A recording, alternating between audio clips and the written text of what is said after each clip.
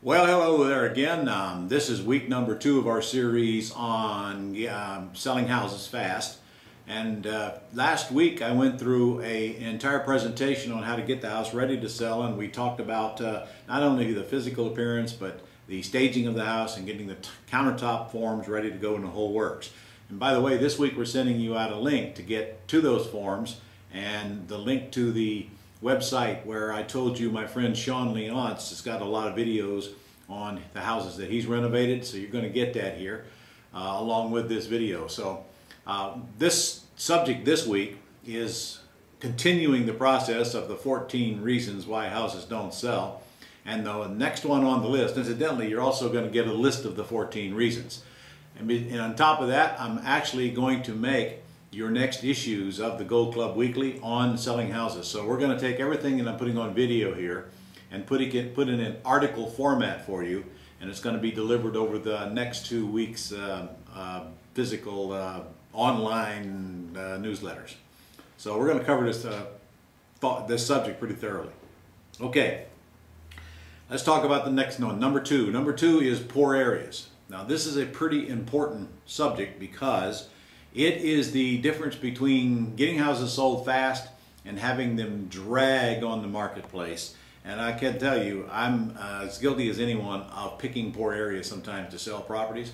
And the reason a lot of investors pick the poor areas is because that's where they can get really good deals on houses, and probably because investors that have been in the game a while don't want them there because they're so hard to sell. Remember that when you're buying houses in or near war zones, those are the areas where the drugs and prostitution take place and where you really don't want to be.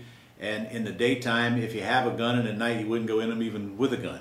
You do not want to do business in those kind of areas. Remember, wherever you buy a house that you expect to cash out of or even put a quality tenant buyer in must be an area where they want to live, and they don't want to live in places where they don't feel safe or where vandalism is high, where they have to deal with drugs and all of those things that go along with the war zones. So stay out of the war zones, and even if it's not a war zone, I'm going to make a suggestion to you that if you really want the quality buyers, you got to get a little bit higher level than the very low-end houses.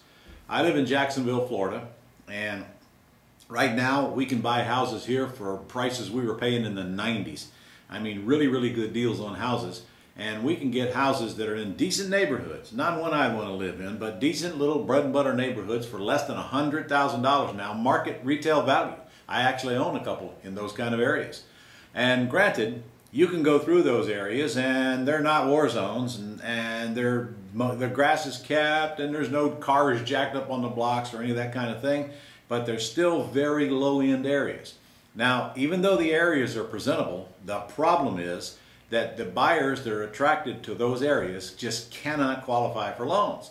They have little or no money down. They won't even satisfy the 3.5% for FHA, and they're just really, really tough to get to the closing table.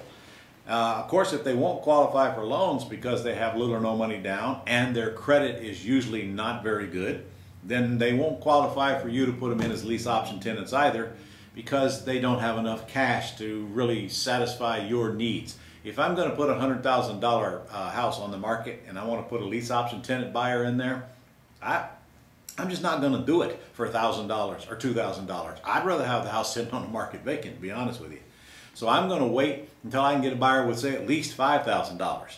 And of course, you got to know that if I'm looking for a buyer with at least $5 grand on a $100,000 house, that's going to be somewhat of a search, and it's going to take a little time, because of the demographics and the math that is applied to the marketplace. $100,000 house, low-end buyer, very little bit amount of money, if any, and usually very weak credit. So if I raise my expectations by raising where I buy, I can take $150,000 to $300,000 market, maybe even to a $400,000 market, which is not my really low end, but not really my high end either, and it totally changes everything. I've got a house right now, for example, that actually I'm going to show you videos of in the upcoming lessons where we got a before and after where we're renovating it. Now, the market value of that property is $180,000. And I can tell you that the buyers are beating down our doors on that one. It's in a really quality neighborhood, just best guess 3 years ago, that was about a $300,000 house. So you can see that it isn't a quality neighborhood. And there's a big difference between trying to sell that house and cash out of it than trying to sell one of those 100,000s, because the people that come to that house usually have a lot more money to put down. Their credit is good or close, and we can get them through the process if I want to cash out of them.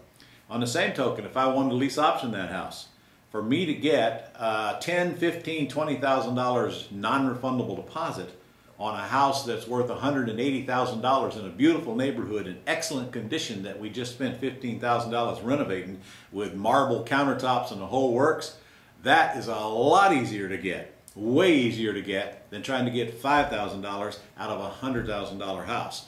So you have to have the cash flow coming in, folks.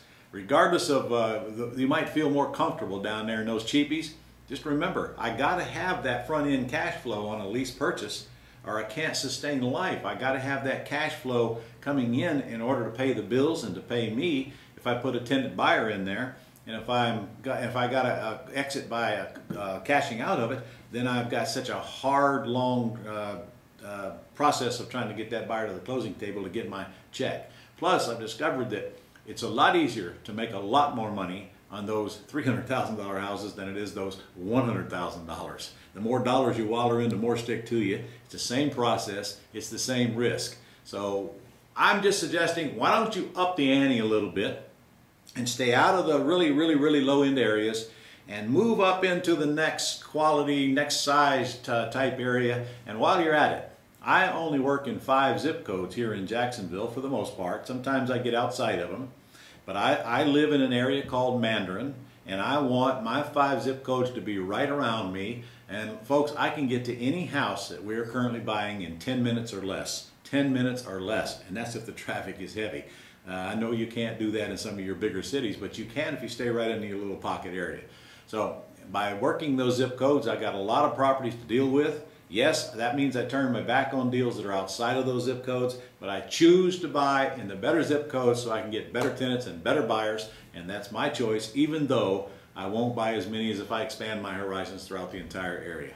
So here we are. We've covered only one more subject, and that's poor areas on this whole conversation, but I think it's a very important part of this talk about why houses don't sell. Sometimes when you get them in the low end areas, you can renovate them, they look really, really nice, and you can do everything you can, but you just can't get quality buyers who want to live there, and that's really not fixable, but because you can't change the market where the house is. You can only change the house, but you can move your standards up and next time get it into a little better quality area.